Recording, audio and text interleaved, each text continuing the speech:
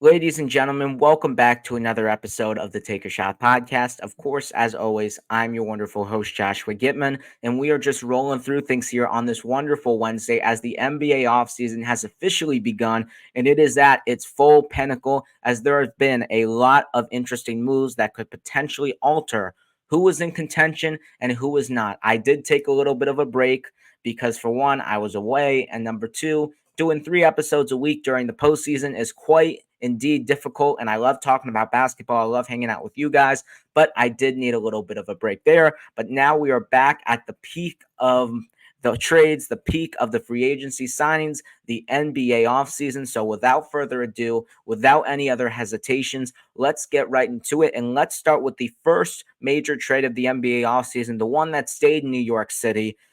Mikal Bridges traded to the New York Knicks from the Brooklyn Nets in exchange for Bojan Bogdanovic, a 2025, a 2027, a 2029, and a 2031 first round picks, all from the New York Knicks, a 2025 protected first round pick from the Milwaukee Bucks, a 2025 second round pick from the Knicks, and a 2028 first round pick swap from the New York Knicks. You can just see where this is going. This was a huge haul for the New York Knicks that they had to give up in order to get Mikal Bridges. But the New York Knicks have gotten better and they are one step closer to potentially competing with the Boston Celtics. This was a move that was a little bit interesting because we've always heard throughout the years the Knicks could potentially save all that draft capital to get a guy like Joel Embiid or a Kevin Durant or maybe even a Devin Booker. Who knows? But that wasn't available at the current state. The New York Knicks have made the second round in consecutive years for the first time in over 24 seasons. So the New York Knicks thought this was the time to go. This was the time to contend because yes, the New York Knicks have some draft picks left, but they pretty much went all in on Mikal Bridges in this trade. And now the Knicks are set up to be very competitive with the Boston Celtics in the Eastern Conference. They most likely would have made the conference finals last year if it wasn't for their injuries. And now they got a little bit better with a starting lineup now of Jalen Brunson, Mikal Bridges, OG Anunoby, Julius Randle, and Mitchell Robinson. This New York Knicks team is also special because of the Villanova aspect of this trade. Remember, Jalen Brunson, Josh Hart, Dante DiVincenzo all went to Villanova, all on the 2016 championship team. So was Mikal Bridges. Mikal Bridges now joins the New York Knicks, or otherwise known as the Nova Knicks, in order to help them win an NBA championship, which is a special story. How many times do you see four guys who played on the same college team, the same college roster for that matter, playing on the same team and having significant roles on a championship contending team? So this is incredibly special. Mikal Bridges probably most likely wanted to go to the New York Knicks. The Nets clearly didn't have any direction, so they decided to trade Mikal Bridges. And clearly, he's friends with Brunson, Hart, and DiVincenzo.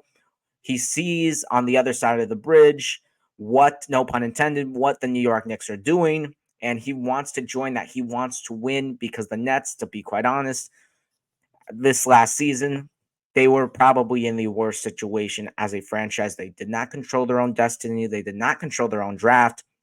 In fact, this year they ended up jumping the lottery and getting the third overall pick, but that pick went to Houston because of the James Harden trade that they made with the Nets super team. So Brooklyn was in a very tough position, but they decided to go make this move and start a full rebuilding process. And it was a very decent haul for the Brooklyn Nets. They got a lot of first round picks, they got a lot of draft capital for Mikal Bridges. So you can't really complain there. And as you look at the future for the Brooklyn Nets, it's good. It's a lot better than it was. And we will get more deep into that on our next segment because the Brooklyn Nets also made another trade. But let's talk about the New York Knicks because that's what matters in this trade. The New York Knicks just got a lot better. And when I mean a lot better, I mean a significant amount better. Remember how Dante DiVincenzo was putting up 20 pieces, really carrying the Knicks in the playoffs? Well, he's now coming off the bench with Josh Hart. This team is a championship contending team. And when's the last time we've said that from a New York Knicks squad? This team is very scary. This team is very deep. Did they give up maybe potentially too much? Yes, but this was the time for Leon Rose and the New York Knicks front office to go make that move and go in contention. Because you look at the state of the East, you see Boston Celtics, of course, NBA champions, defending NBA champions for that matter. Who else? Who else is there in the Eastern Conference now? You pretty much set yourselves up now to be in this two-man race here with the Celtics, and you're going to have a great series. You're going to have to be perfect, but you have the team. You have the wing defenders now with Mikal Bridges, with OG Anunoby, who we'll talk about in a couple of minutes. You also have Josh Hart as a defender as well. You have Dante DiVincenzo, who's not a bad defender. The Knicks have the wingspan, they have the length, they have the defense to compete with the Boston Celtics. They also have the scoring with Brunson. Bridges puts up 20 a game. Anunoby can score. Randall, we forget about him because he was injured. Big part of what the New York Knicks have done in the past few seasons. You've also got Dante DiVincenzo, who I mentioned earlier, can score at a elite level, and Josh Hart can put up some points as well. So this move for the New York Knicks is really an all-in move. Again, as I mentioned, Mikal Bridges averaged 19.5 points for the Brooklyn Nets this season. And now it's interesting, though, because the Knicks are now hard capped, which means they really can't sign essentially anybody. So Isaiah Hartenstein left the New York Knicks. He will not be re-signing with the New York Knicks. We will talk about him in our second part of this NBA offseason on Friday. But the New York Knicks did not re-sign Isaiah Hartenstein, which is understandable because you just traded for Mikal Bridges. You just went all in.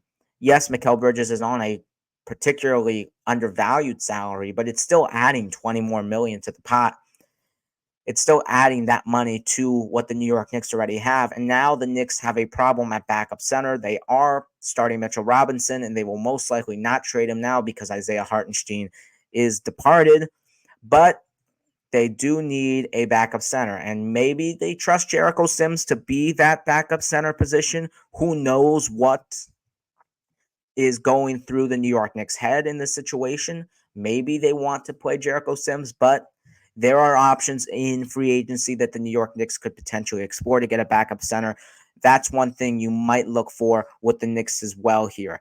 But the New York Knicks, man, they are in a very, very good position, and this lineup is absolutely elite. They went all in, and they are going for it, and they are going to have a good 4 to 5 seasons to potentially do this. And 4 to 5 seasons is a lot in the NBA. It is an eternity. They're going to have chances to beat the Celtics. And are they going to beat the Celtics? Who knows? I'm still taking the Celtics over the Knicks because the Celtics are running it back, and we'll talk about that at the end of the show. They have the best two players, in my opinion. Love Jalen Brunson, but the Celtics have the best two players in a Knicks-Celtics series. I'd still take the Celtics, but in 5 seasons, could the Knicks upset the Celtics in 1 or 2 of those years? Yes.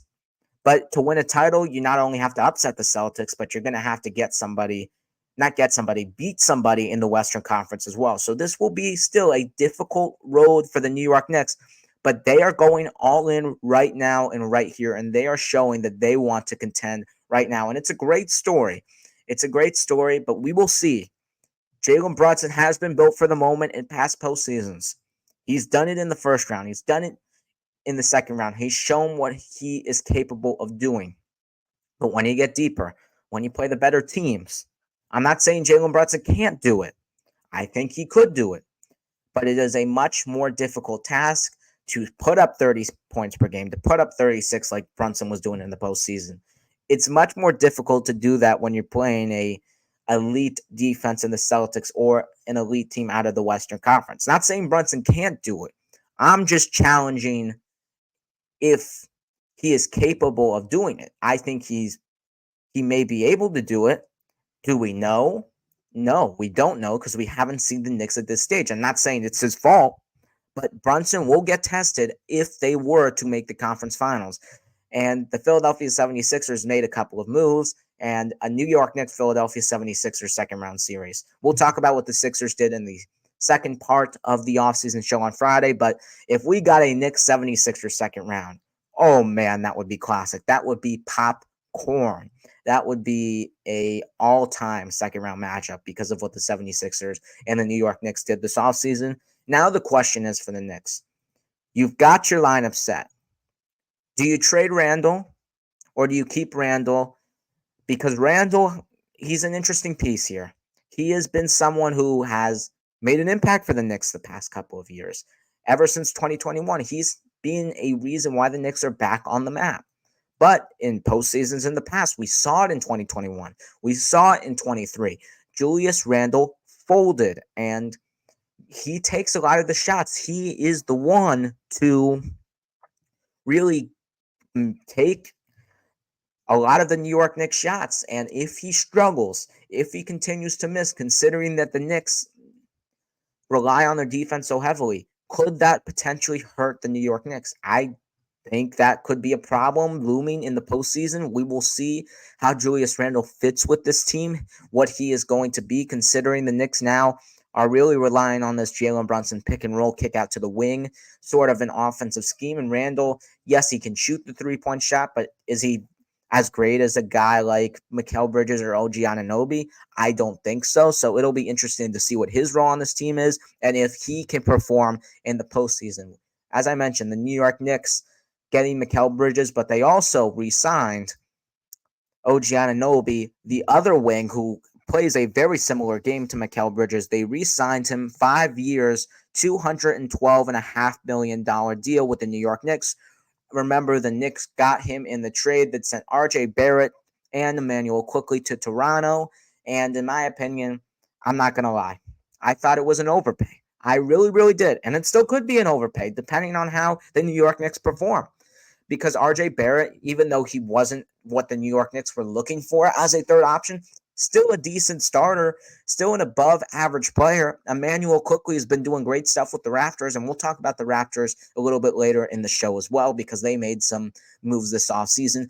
But I thought it was an overpay, to be quite honest. But OG Anunoby, when he has played with the Knicks, has gotten the job done. Remember, when they got him, before he got injured on January the 27th against the Heat, he was 12-2. They only lost 2 games with OG Anunoby in the lineup before he got injured. OG Anunoby came back in the playoffs, of course, got injured in the second round, didn't really play for most of the second round series, and of course, the Knicks lost.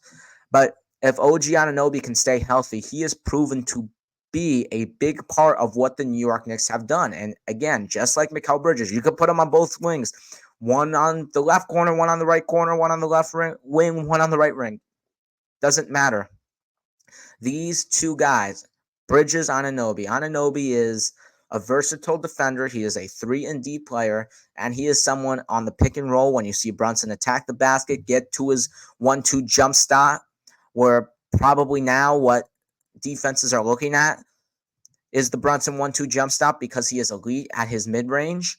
Teams will collapse on that, and that will leave the corners not open, but it'll leave space for Mikal Bridges and OG Anunoby to operate in the corners and the wings, and it's just really a perfect offensive scheme for the New York Knicks, and those two guys are going to bring a lot of versatility on offense, a lot of versatility on defense, and maybe it's an overpay for both Bridges and Anunoby, but at the end of the day, the Knicks are committed to it, and when you go all in, you're going to have to overpay for something. That is what all in means. That you're basically giving up everything to potentially go out there next 2 to 3, next 4 to 5 years to go win an NBA championship. That is what going all in means. And the New York Knicks did exactly that. And we are going to see this NBA season how that shapes out.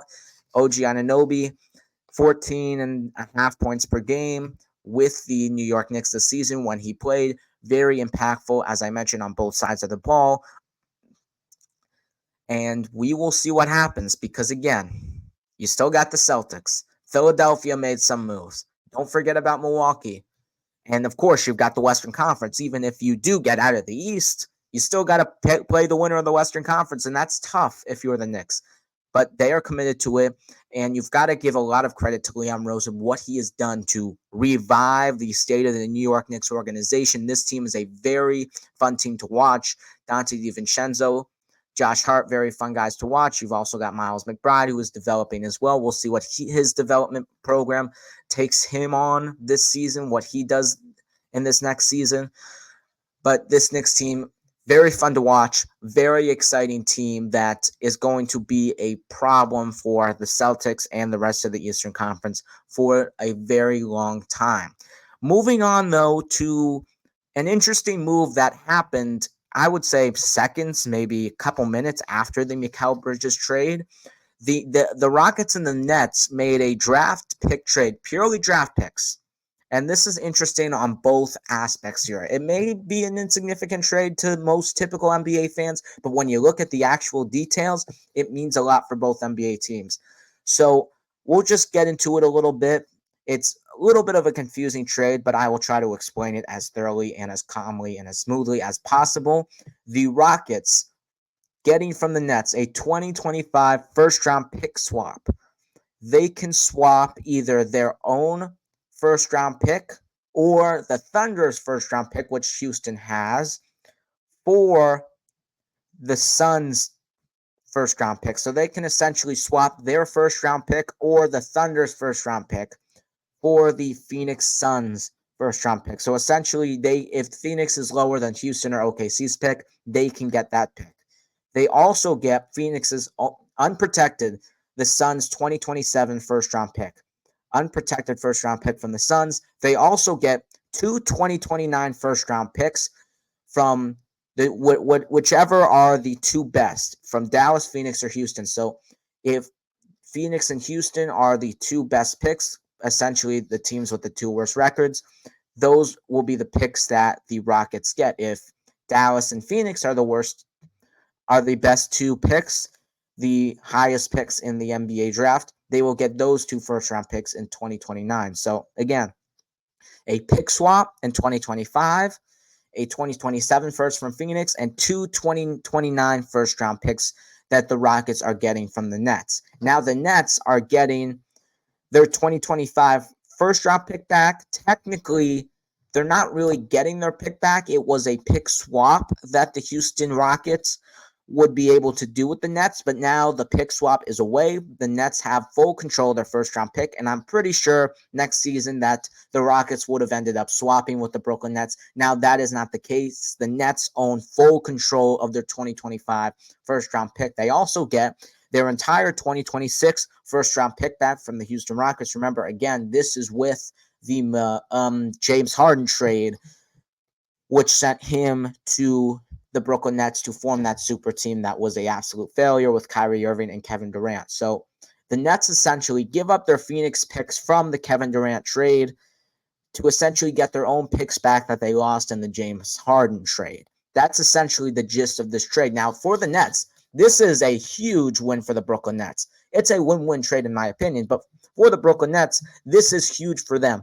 They get to control their own destiny. They get to control their draft. And they can tank. They can do whatever they want now, because if they didn't have their picks, you look at their roster now, especially without Mikal Bridges, Dennis Schroeder, Cam Johnson, Cam Thomas, Dorian Finney-Smith, Nick Claxton, that team is one of the worst in the Eastern Conference. And you look at the draft class, 2025, you have a guy like Cooper Flagg in there, and even 2026, a guy like Cameron Boozer, for example.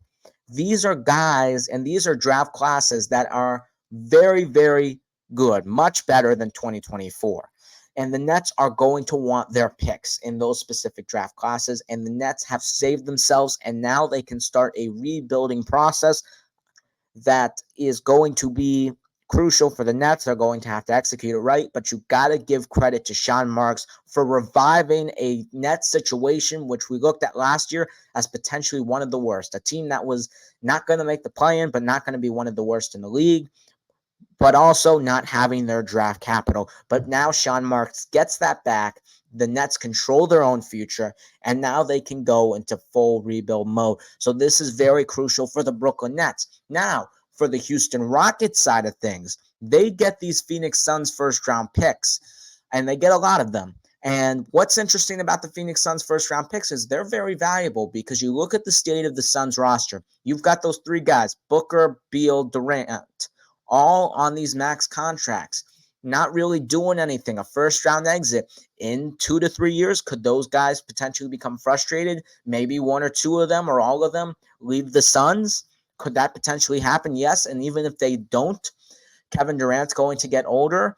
Bradley Beal is not really the fit for the Phoenix Suns. So those picks in the future are very valuable for the Houston Rockets. And maybe if the Suns were to blow it up in a couple of years, I'm not saying now, but in a couple of years, if they want to get rid of Durant, they want maybe even to trade Devin Booker, the Rockets have the most valuable assets to the Suns, their own picks. I say this all the time to whoever I talk to when we're discussing NBA trades. The most valuable asset you can have in a trade is your own first-round picks. And if Phoenix were to get their first-round picks back, just like Brooklyn just did, you control your destiny. It is so important to control your destiny unless you're contending. If you're contending, that's different. But if you are a team that's stuck in the middle, you need to control your own destiny. A rebuilding team, you need to control your own destiny. Because now you're in the situation, we're not going to be good enough if we stay in the middle. We don't have draft picks to contend. But if we rebuild, we're essentially giving these first-round picks, these really high first-round picks to the team that we made a trade with. So the Suns now could potentially look, if they were to trade Durant or Booker, to go to the Rockets and say, hey, we're going to blow this up, but if we're going to give you one of these guys, we want all of our draft picks back. So if the Rockets were to potentially go all in a couple of years, because this is a young rising team, Alfred Sengun, Jalen Green, you got Fred VanVleet on the roster, Asar Thompson is there as well. This is a young and rising team. And if they get better and if they get to the point where they want to go all in, they have that draft capital now to make an interesting trade. And maybe it's not the Phoenix. Maybe they can give that draft capital to other teams. Maybe it could be this offseason they go all in. Maybe next offseason. Maybe at the trade deadline. But those picks are very valuable to the Phoenix Suns and to any organization because of what the state of the Suns are currently. Now, I want to move on, though, to another trade that happened a little bit right after the draft. I think it was a day or two after the draft. Dejounte Murray is being traded to the New Orleans Pelicans. The trade includes, of course, Dejounte Murray going to the Pelicans in exchange to Atlanta, Larry Nance Jr., Dyson Daniels, a 2025 first-round pick from the Los Angeles Lakers, and a 2027 first-round pick, least favorable of the Bucks or the Pelicans, which means whichever draft pick is lower, whether that's Milwaukee or the Pelicans, essentially which team has a better record, that is what the Hawks will get in the draft, either the Pelicans or the Bucks pick. And this is an interesting move for the Pelicans here, especially at the state of what is potentially a Brandon Ingram trade away from really, I would say, mixing up the roster. Now you get a guy in Dejounte Murray who averaged a career high with the Hawks, 22.5 points per game, 6.5 assists per game, 5.5 rebounds per game, and hit over 201 three-pointers in the season. Dejounte Murray is someone who is very elite, someone who can really be used in the clutch. And considering that the Pelicans were 0-22 when trailing in the fourth quarter and had a fifth worst offensive rating during clutch time games, Dejounte Murray is someone that can really elevate this Pelicans roster. We saw it in the play-in tournament against the Los Angeles Lakers. Remember, yes, Zion Williamson did get injured, but when it mattered at the end, when the game was close, you had Brandon Ingram not hitting a lot of shots. CJ McCollum, loved him. He had a great clutch performance in 2019 Game 7. I remember that performance. That was one of the more iconic performances I have seen in a long time in a Game 7. That was CJ McCollum, but he hasn't really been all that great for the Pelicans. He's been good because he is a above-average player, a great scorer, but the Pelicans essentially really haven't been great at the end of games, and they've really folded when it has mattered the most. Remember, they did get swept in the first round against the Oklahoma City Thunder, but now this puts them in a position now where they're in a sort of the middle of the pack playoffs in the Western Conference. They're not really in the play-in range anymore, in my opinion. Of course, you still got the Dallas Mavericks, Minnesota Timberwolves, Oklahoma City Thunder, and even Denver Nuggets on that list. But essentially, after that, it's really fair. I would say fair game. Really, you couldn't make the argument to me that other than those four teams, that the Pelicans are worse than any other team in the Western Conference. I mean, the Clippers have fallen off. The Suns haven't really been great. The Lakers haven't done anything. The Pelicans right now are in an interesting position. They're an upset or two away in the postseason from making real noise in the Western Conference. And yes, this is a team that really needs to stay healthy. We've seen Zion Williamson have great performances, but has not been healthy and been on the court for the Pelicans. We've seen Brandon Ingram have great performances. We've seen McCollum have great performances, but the Pelicans have not been a healthy team. I think Willie Green is a great coach. I think the Pelicans have a great base and a great build to potentially contend in this Western Conference, in my opinion, being only one move away from doing exactly that. But they have to stay healthy. That is the number one priority, because looking at the starting four, not the starting four, but the core four, Dejounte, CJ McCollum, Brandon Ingram, Zion Williamson, those guys are all elite, and those guys have all-star capabilities. All of them, all four of them. And that's the scary part when another team's looking at the Pelicans roster right now. All four of those guys can give you 30 points. All four of those guys can essentially take the Pelicans, lead the Pelicans in scoring to a victory, and be the lead man on any given night. Now, the Pelicans still have a problem at center. Remember, they just lost Jonas Valanciunas to the Washington Wizards, and Jonas Valanciunas, of course, got benched with the Pelicans for a little bit, wasn't really starting anymore, lost his starting position to Larry Nance Jr., who, of course, was just traded to Atlanta in this Dejounte trade. So now the Pelicans are in a little bit of a tough position here, because you're starting right now, your starting center could be Jeremiah Robinson Earl, or you could start the rookie who you drafted in Uvis Messi from Baylor. That's a question that the Pelicans, I don't know the answer to that. Or they could go, hey, Brandon Ingram hasn't really fit well with this roster. Could we go trade Brandon Ingram for a potential starting center and add some more depth to this roster? Maybe get a starting forward and a starting center in exchange for Brandon Ingram. Could that potentially work out? Could you see him going to a team? I don't know what team that is really out there for the pickings that Brandon Ingram could really go to. Could you see maybe a team like Golden State maybe giving Andrew Wiggins, Moses Moody, Kevon Looney, and a first-round pick? That adds some depth to your roster. Maybe something like that. I'm just throwing out something. That's a route that the Pelicans could actually take.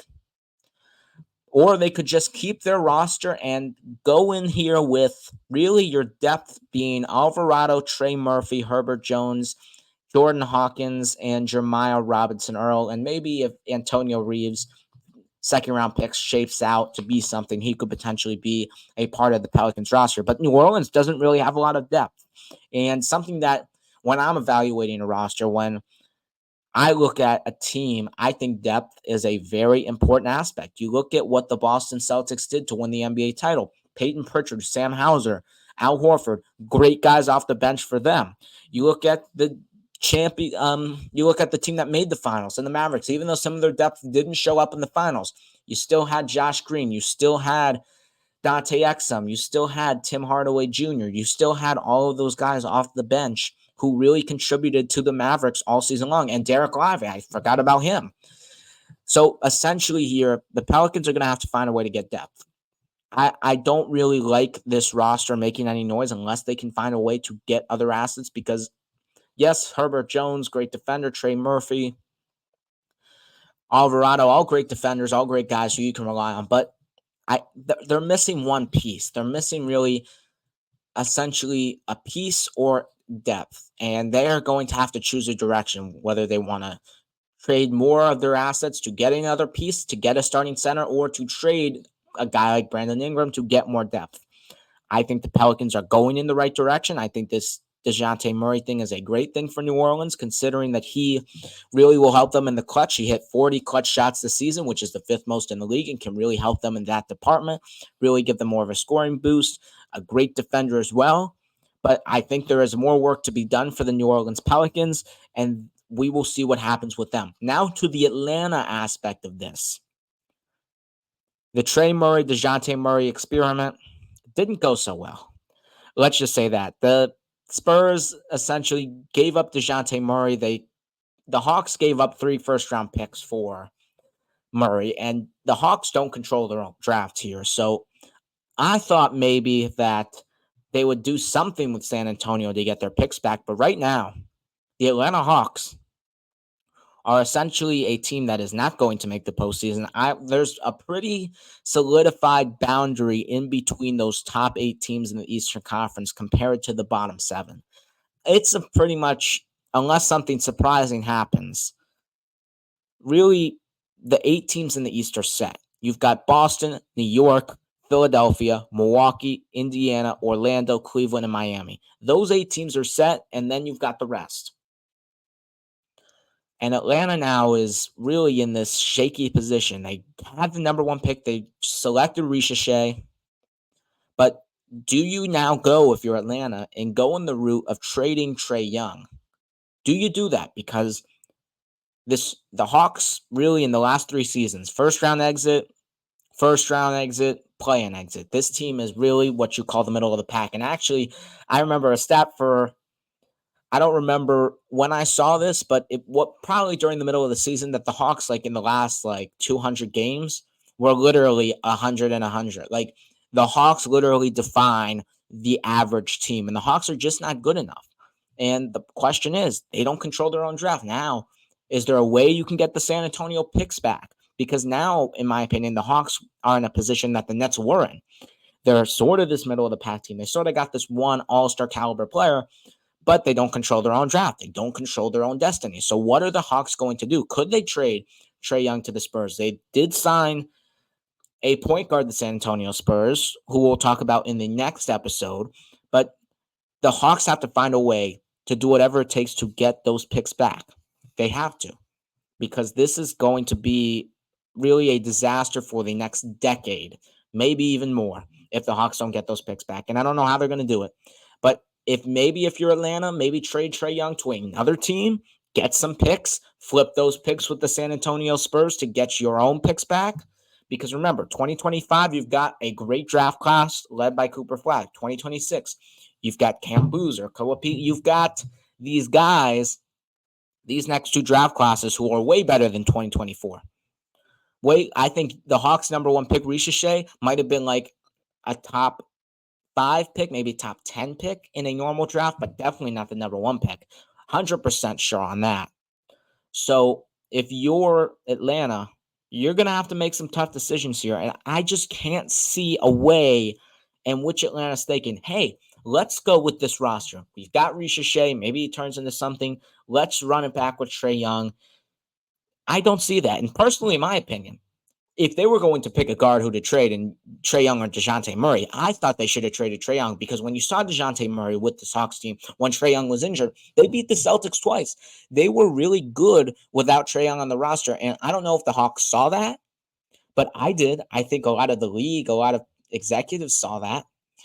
So it's really a shaky situation for the Hawks, and they're going to have to figure out their stuff, because this may be a team that is not going to make any noise for the next 10 years because they do not control their draft future. And speaking of the NBA draft, let's go on and recap that, because there was some interesting things about the NBA draft this year. First of all, let's go back to the Atlanta Hawks here. The Hawks with the number 1 pick, they took Zachary Ricochet instead of Alex Sarr. And personally, in my opinion, love Ricochet.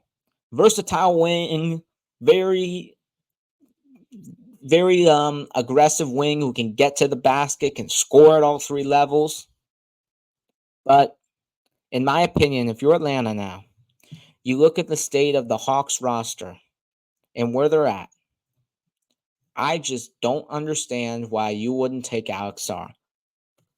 You're good at forward. I think DeAndre Hunter, Jalen Johnson, those guys are great. Your center position is the one I question. Your center position with Clint Capella and Anekla Okongwu, who's been injured for a while here, that's a question.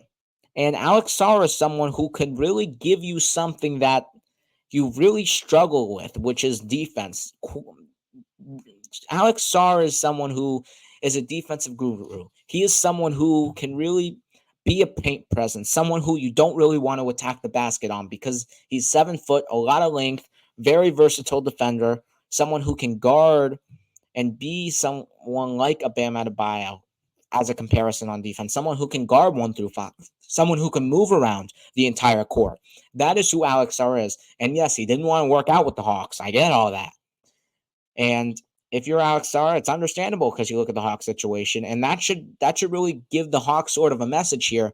But at the end of the day, it doesn't matter about workouts. It's take the best player who is going to fit your team. I don't care if they worked out with you. I don't care if they didn't. Alex Sarr was the better fit. And I could be completely wrong here. Risha Shea could turn into a 10-time All-Star and MVP. Whatever.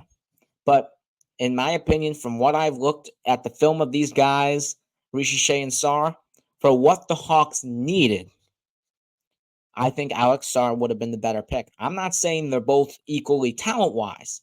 I think Alex Sarr will be better.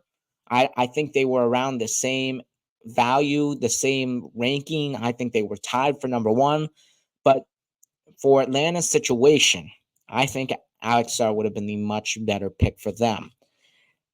Also, in the early draft, I really thought it was interesting that the Pistons took Ron Holland instead of his teammate, Mateus Buzelis, because really the Pistons have been, I don't know, a disaster at shooting the ball. I mean, the Pistons have been a disaster anyway. I know they hired J.B. Bickerstaff to be their head coach, who we don't really have time to discuss because this offseason is huge. But Bickerstaff, I think, will be a great head coach for them. Really someone who can elevate, motivate the young guys, really a veteran leader, someone who can lead that team. I thought Monty Williams was that, and I didn't understand why the Pistons fired Monty Williams in the first place. But here we are.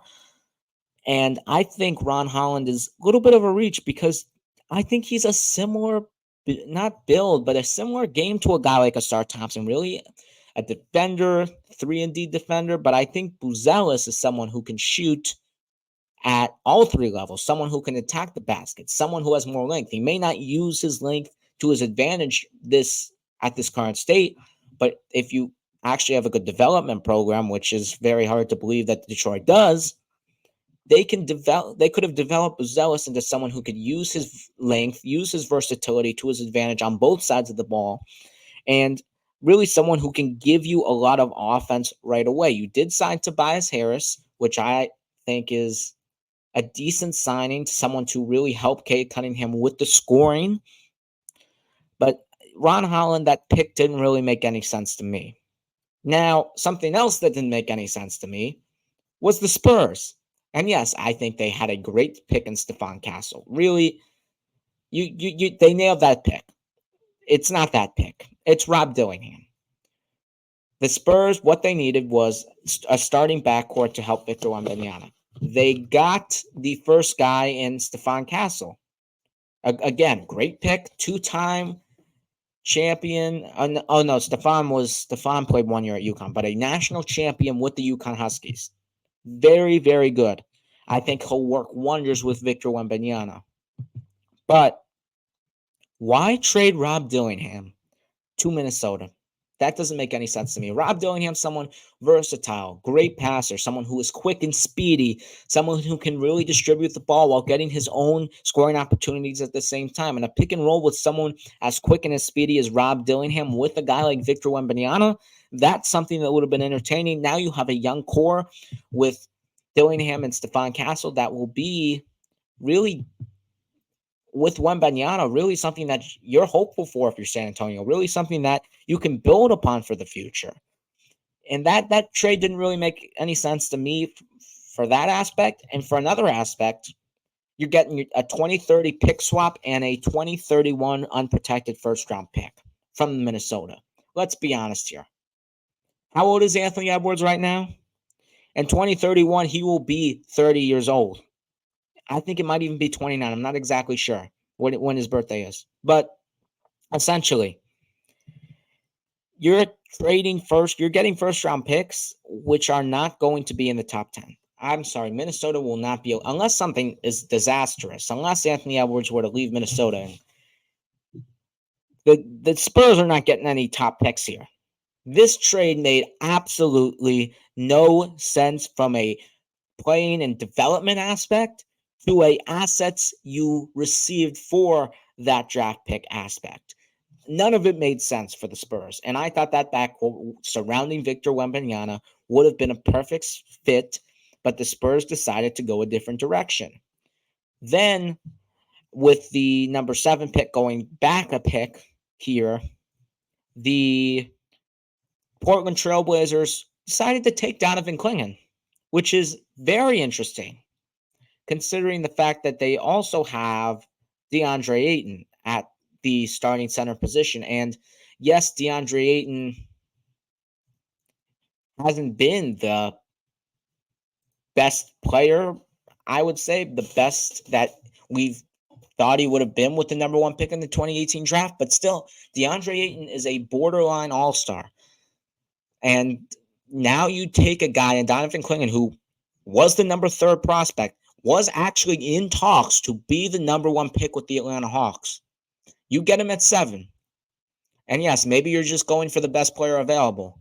But what does this mean for DeAndre Ayton and his future with the Blazers? Remember, Ayton came in that mega trade with the Milwaukee Bucks getting Dame. DeAndre Ayton got sent to the Blazers in exchange for Nurkic and Grayson Allen from the Milwaukee Bucks. Ayton in the regular season averaged 16.5 points per game, really around the same thing that he did in Phoenix, which is a little bit surprising considering that now he was essentially stepping up to be one of the best players in Portland, but didn't really make a big difference. He actually went down in points per game. Ayton, I know he signed the offer sheet with the Indiana Pacers. He stayed with the Suns, but then got traded to Portland. But now what's going to happen to DeAndre Ayton? Because I think this is great for Portland. I love the Donovan Clingan pick. I think he's going to be a great NBA player if he gets developed the correct way, which in Portland, we have no idea if that's going to be the case. But still, Donovan Clingan, a great pick for them. What does this mean for him? Does he get traded? Does Portland go to even a bigger rebuild, getting more assets for DeAndre Ayton? Could you see a team like Indiana deciding to get him, who was previously interested in DeAndre Ayton? Could you see a team maybe in desperate need of a starting center? I don't know what team that could be. Could you see them making a trade? There are a lot of teams that may want DeAndre Ayton. I know he has the attitude problem. I know things haven't really worked out for him and his career so far. But what does this mean for his future with the Portland Trailblazers? It is yet to see, but that was an interesting move by Portland. I think it was a great pick. But DeAndre Ayton's looking at this and saying, why are you taking a center when I'm supposed to be your future? And maybe he's not your future, but DeAndre Ayton may think so. So look out for DeAndre Ayton on the trade block this offseason. And then back to Donovan Clingan. The Memphis Grizzlies really needed a starting center. After trading Steven Adams, they were pretty much, I would say, committed to drafting a starting center.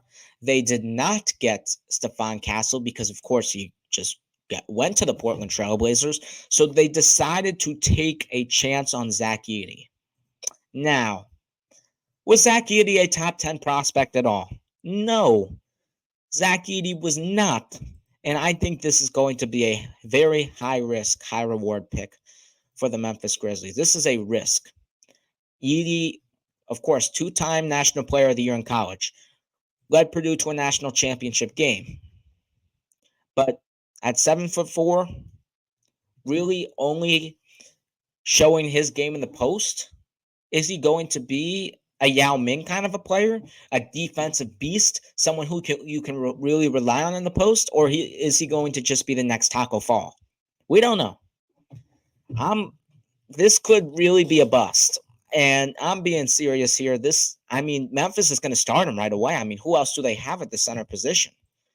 Memphis, I mean, you have Jaren Jackson. You'll start at 4, Vince Williams Jr. coming off the bench. But who else do you really have if you're the Memphis Grizzlies? You don't really have a lot. So Zach Edey's going to start immediately, and we will see how that works out. Again, Edey was great in college. Does his game, his post-up game, when you're playing more physical and tougher centers, translate to the NBA? I don't know. This is probably one of the toughest picks to evaluate. And if Edey didn't get drafted here, he probably would have went to Miami, considering they drafted a center at 15 with Khalil Ware. But this move, very interesting for Memphis. And it could be great, or it could be an absolute disaster for a team that really essentially tanked after Ja got out and really started playing essentially their G League guys. I remember some games they only had like 6 to 7 guys available. It was really a gap year for the Memphis Grizzlies. We'll see how they respond, considering they were the second seed 2 years in a row. But their team is still a little bit up to question here. You've got Morant, Smart. Don't forget about him. Could he be on the trading block? Maybe, maybe not. You got Desmond Bane, Jaren Jackson Jr., Zach Edey. Don't forget about Brandon Clark. He's had some injury issues, but he should be back. G.G. Jackson was great for them in their gap year. And then Vince Williams Jr. as well. So Memphis is really one of these bubble teams that could really make a lot of noise in the West because they've done it in the past, or could really just be one of those play-in teams. This could be a really interesting season for the Memphis Grizzlies, and we will see what happens there. Big risk, big reward season for big risk, big reward draft pick for Zach Edey. Now, I would say a winner of the draft going to the next selection with the number 10 pick, the Utah Jazz. I really think the winner of the NBA draft is the Utah Jazz. And to be quite honest, how were they able to get a trio of Cody Williams with the 10th pick, Isaiah Collier with the 29th pick, and Kyle Filipowski with the 32nd pick? The Utah Jazz have really built now a core and a really nice bench here with all their assets. It's going to be a long time. It takes time for this rebuild, and the Thunder did it. The Jazz have essentially copied the Thunder, and they're going in the right direction here with their draft picks. Isaiah Collier, a lot of potential as a defender and as a mid-range scorer. Cody Williams, a great versatile defender, the brother of actually Jalen Williams, with the Oklahoma City Thunder. And then you got Kyle Filipowski, a big man who really come off the bench for you. I know Walker Kessler has been in some questions with his injuries, not really performing up to par like he did in his first year. So maybe they move Filipowski as the backup center. But in my opinion, that the fact that the Jazz got all three of those three guys have a lot of potential. And those three guys can be really in this Jazz rotation for a very long time. I really adored and really loved the draft that the Utah Jazz got. And by far, I think they are the winners of this draft. Nobody's really talking about what they did in this NBA draft, but for value, taking the best player available, trying to get every little bit out of this roster, I think this is a big one for the Utah Jazz. And yes, we don't really talk about Summer League and all that stuff. Jazz may win Summer League. It's not a big thing, but look out for the Utah Jazz in Summer League and see how those three guys are playing, not only as a collective team, but those three with each other and really building up this Jazz bench. Because now they've got Keontae George, who was great for them last season. You've got Sexton, Markkanen, Taylor Hendricks, John Collins, Collier, Clarkson, Williams, Kessler, and Filipowski. That's a very nice young core. A very nice and a very good young core that you can build upon for the future. Maybe you trade Markkanen for more draft picks and more young guys. I don't know what the Jazz are going to do with Markkanen quite yet, but this is a very interesting core. And could the Jazz make the playoffs surprisingly this season? Maybe. I think the Jazz are definitely in contention for a playing spot. Yes, the West is very difficult, but the Jazz have a decent roster here and have a decent shot to make some noise in the regular season. Remember, at one point through 40 games, they were over 500, this Utah team. They were very good, and I remember having that segment with them that they were stringing. The Jazz were really in the mix. And remember, to start the 22-23 season, the Jazz were up there as the number 1, number 2 seed. So this Jazz roster definitely has a lot of potential here. Now let's go to the Lakers, finally. Our last team that we're going to discuss in this draft recap for now. Dalton Knecht ends up falling to the Los Angeles Lakers at number 17. And as a Heat fan personally, was I a little bit disappointed that we didn't decide to take the risk on Dalton Knecht? Yes. Is there a reason why Dalton Knecht fell? Yes. But I'm very into SEC basketball, especially because I'm a Florida Gators fan. I've watched Dalton Knecht very, very much this season. I was very locked into what he was doing with the Tennessee Volunteers. Knecht can play, dude. Knecht is a baller, dude. Knecht is a very scary player that is a threat. He is a 3-level scorer, needs to work on the defense a little bit. But, oh man, Dalton Knecht can score. Dalton Knecht can shoot. Dalton Knecht can be on any position on the court, at the wing, at the corner, handling the ball. Knecht is scary. And I don't know why he fell, but I think the Lakers got a lot of value in him. And he will be in the rotation. And yes, we've got this white player meme with the Lakers now. You got Caruso, Austin Reeves, now Dalton Knecht. And by the way, I absolutely love the nickname Knecht 4. Yes, he wore 3 his whole life, but of course, he's not getting the number 3 because Anthony Davis is number 3. But that nickname Knecht 4 is absolutely hilarious. Just to throw that out there. Knecht 4 is going to be a threat to come for the Lakers, and I'm just shocked that anybody would pass on him after the top 10. That was surprising to me.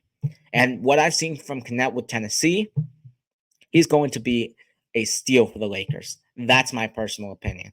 Yes, they're like you saw Cam Whitmore, who dropped to 20 with Houston, wasn't really that great with Houston, not really looking like a top 4 pick.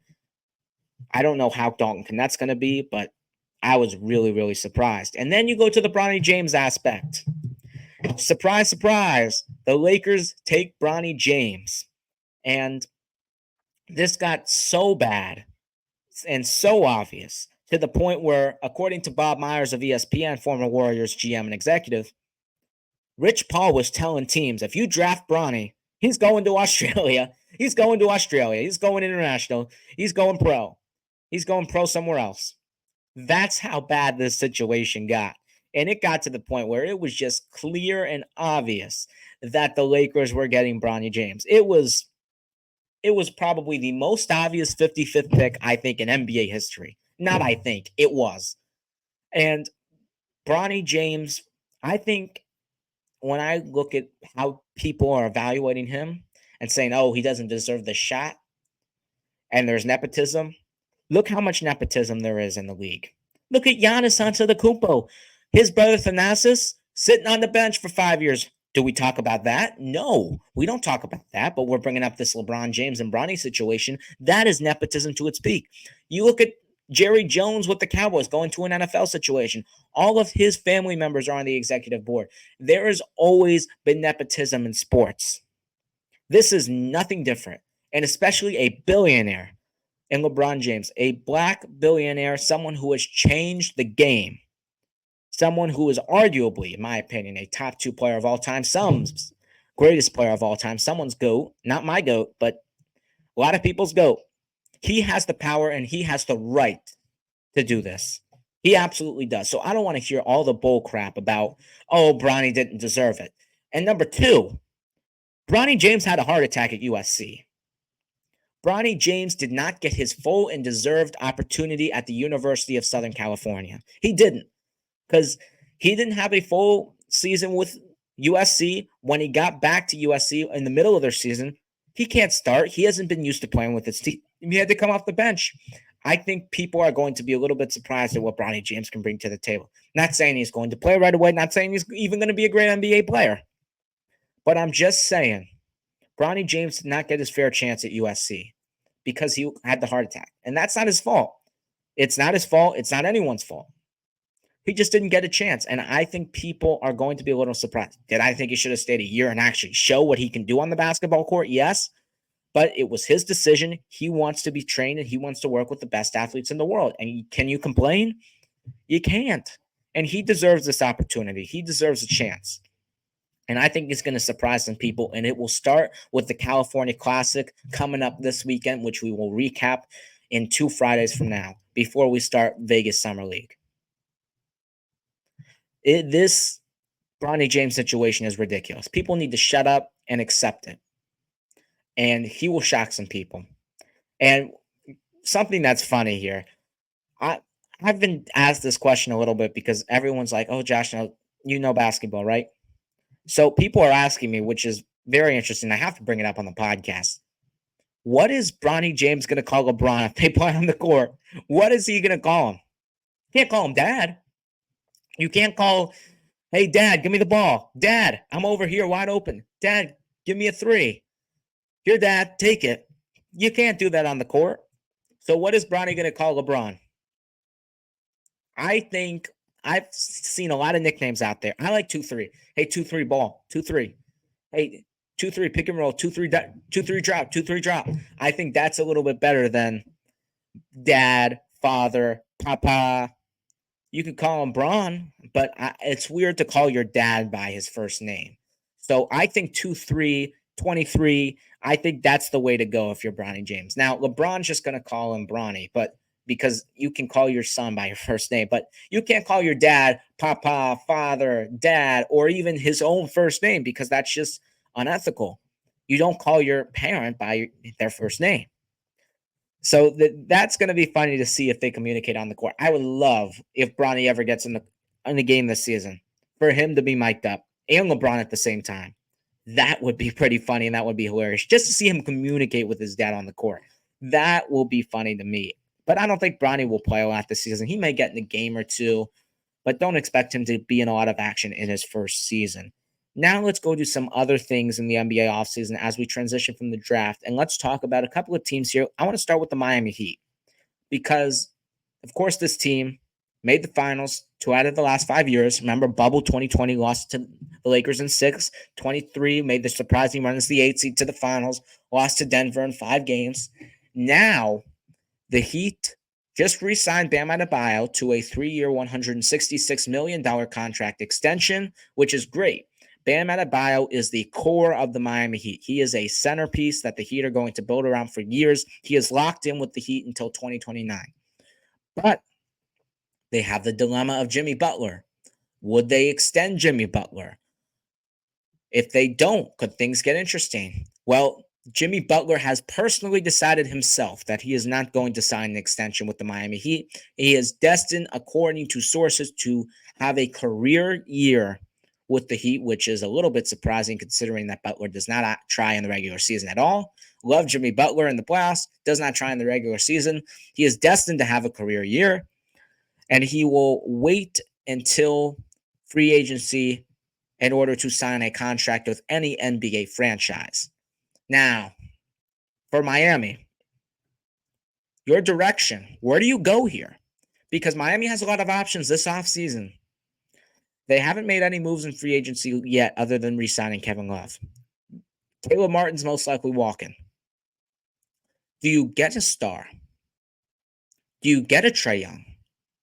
Do you get rid of Tyler Hero, create more flexibility to sign a free agent? Do you trade for Brandon Ingram? You could do all of that. Or do you run it back once again with a team that was an 8 seed for the second consecutive year and just lost in 5 games to the Boston Celtics? Yes, they didn't have Butler, Rozier, Hawkins was out the 5th game. I get all of that. But are you going to really run it back again? Looking at the Eastern Conference now, you got the Celtics, of course. The Knicks just got better. The Sixers got better. The Bucks ain't going away anytime soon. The Pacers just made the conference finals. The Magic have gotten better. Donovan Mitchell is staying with the Cavs. Can Miami really win this Eastern Conference? Does Miami really think that they're going to be in contention for the Eastern Conference? Because in my opinion, there's just no realistic shot. So now this gets interesting.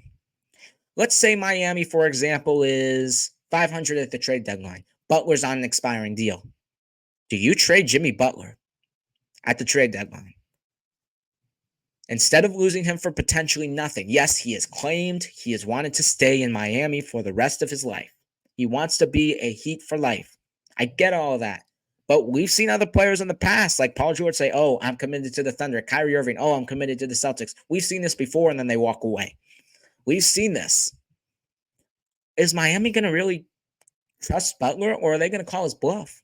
Could they trade Butler at the trade deadline? Looking at the direction of where the Miami Heat are going is going to be an interesting storyline this season, and especially at the trade deadline. This could be the number one storyline at the trade deadline.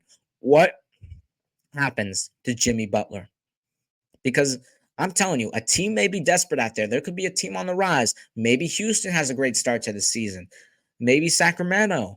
Maybe a team in the East, like, I don't think Miami would send Butler to an East team, but maybe, I don't know, maybe Indiana gets off to a hot start. Could Miami trade Jimmy Butler? It's a realistic question here. And Butler has done great things for the Heat. He has been the rock, the heart, and the soul of the Heat for the past 5 seasons. 2 out of the 5 conference finals, 3 out of 5 2 out of the 5 NBA finals in the past 5 seasons. 3 out of the 5 years he's made a conference finals. Butler has really revived the Heat because with that Hassan Whiteside, Tyler Johnson era, not really great. Dion Waiters, not really great. So he has revived this Miami Heat team, but at the end of the day, Butler's getting up there, and the Heat are going to have to pick a direction, and this could be one of the most interesting storylines of the trade deadline, and we will see what their direction will be. They could make a move this offseason, and that can go all the way, or they could run it back, and if they are 500, if they are having a disappointing season, the trade deadline could revolve all around the Miami Heat and what they do with their star in Jimmy Butler. Now let's talk about a mini trade that, I wouldn't say mini trade, but a significant trade that happened in the Western Conference. The Dallas Mavericks have traded Tim Hardaway Jr. to the Detroit Pistons, along with a 2025 second-round pick from the Raptors and 2 2028 second-round picks in exchange for Quentin Grimes. Now, the Mavericks did this, of course, to shed Tim Hardaway Jr.'s salary. Tim Hardaway Jr. makes $16 million, and Quentin Grimes makes $4 million. You see where I'm going here. And that gave room for the Dallas Mavericks to potentially go out there and sign someone else who they actually did sign. And we'll talk about who they signed in part 2 of this NBA offseason mega episode. But the Dallas Mavericks created cap space, and Quentin Grimes is really someone who is really forgotten about. Remember, he got traded to Detroit in exchange for Bogdanovich and Burks. But Quentin Grimes really impacted the Knicks a couple seasons ago, 2023, when they made the second round. A huge part in that. A major rotational piece for the New York Knicks the past couple of years. A versatile defender, someone who was developing his three-point shot. Quentin Grimes is a great player, and I think this is a great underrated pickup for the Mavericks. He averaged 8.5 points in 168 games. And he will make an immediate impact defensively for the Dallas Mavericks. I really, really like this trade. I do. Tim Hardaway Jr. was someone for the Mavericks who, 6th man of the year, 3rd leading scorer for Dallas, 14.5 points per game. But his role started in the postseason dramatically to decrease. Regular season, near the end of there, when Dallas started their winning streak, postseason really started to see his role deteriorate to eventually the point in the conference finals, where he got benched. He got benched, and it made sense because Tim Hardaway Jr. really wasn't putting up the performance that Dallas needed from the 3rd leading scorer in the postseason. The question that especially I had, if you watch this podcast, and I emphasize, was, can Kyrie Irving and Luka Doncic get some help?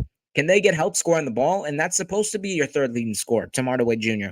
And clearly he could not be the 3rd option scoring-wise on an NBA championship team. And Tim Hardaway can be a great player somewhere else. He can be a 4th, 5th, or even 6th best player on a team. Tim Hardaway Jr. has the capability, but for Dallas, shed his salary, bring someone else in, get room to sign a free agent. I think this was the right move for the Mavericks. They also had to get rid of Josh Green in a sign and trade, but they did get Najee Marshall. They lost Derek Jones to the Clippers, so that's that move. Like it for Dallas, and they will go and tried to revamp their roster after a disappointing finals loss to the Boston Celtics.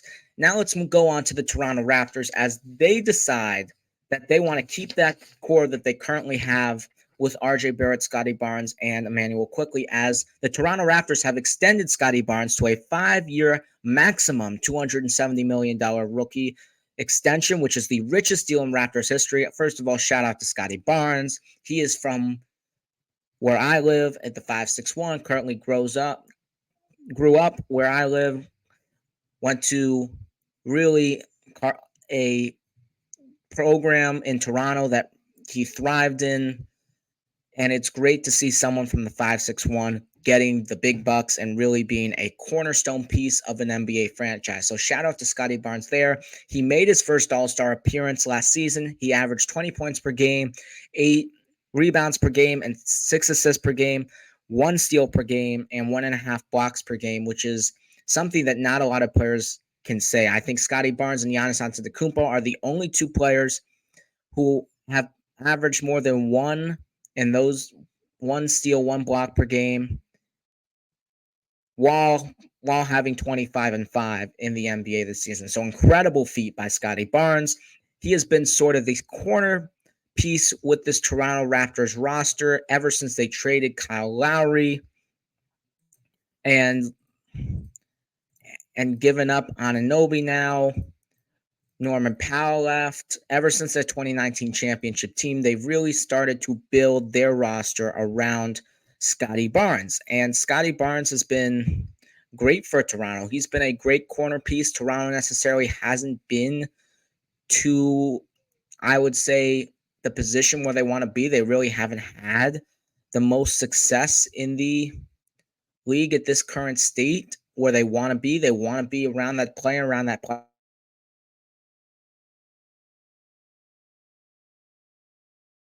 get some draft capital,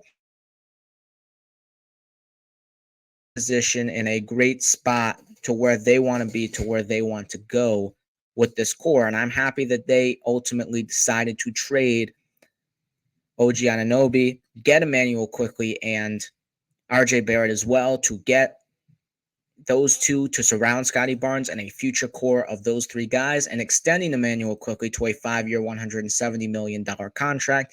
That was great as well.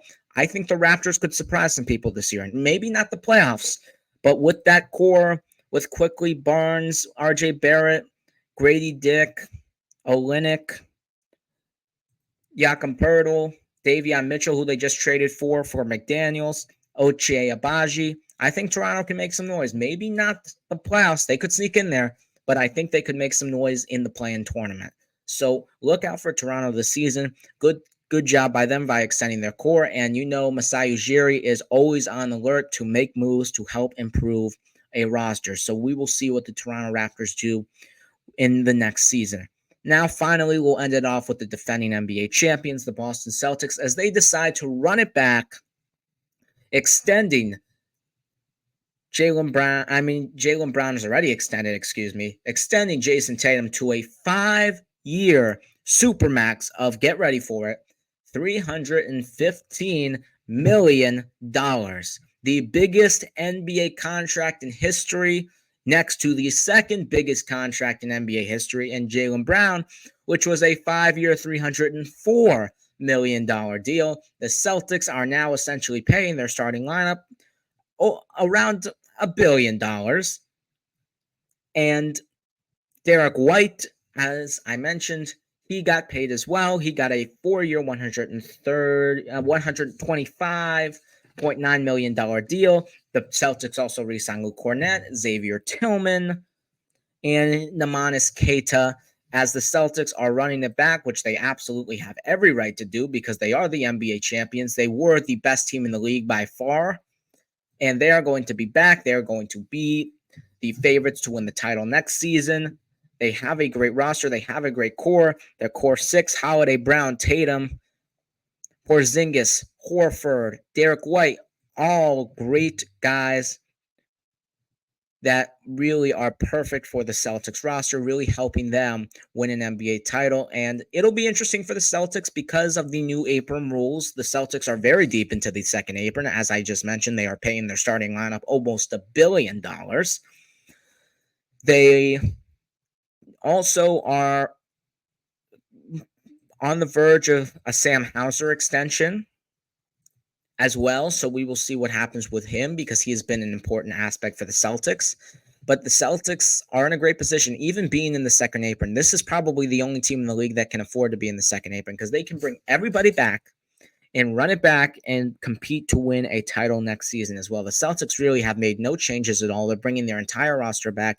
It will be the same roster, and they will go back at it against a tougher Knicks team, against a tougher 76ers team, in order to defend and repeat and go back to back, winning the title once again. But the Celtics have done a great job. Brad Stevens has done a great job. Just want to put a shout out there. And the Celtics will look to defend their NBA title. And that will do it for part one of this mega podcast for the NBA offseason. Thank you so much for watching. Remember, please leave a like, subscribe on YouTube. That would mean a lot to me. I really appreciate it. Follow me on Spotify. Follow me on Instagram at take_your_shot_podcast_, and tell me how you would have taken your shots on my takes. That's all my shots for the day, folks. We will come out with another episode on Friday, and we will see you then. Have a great day, everybody.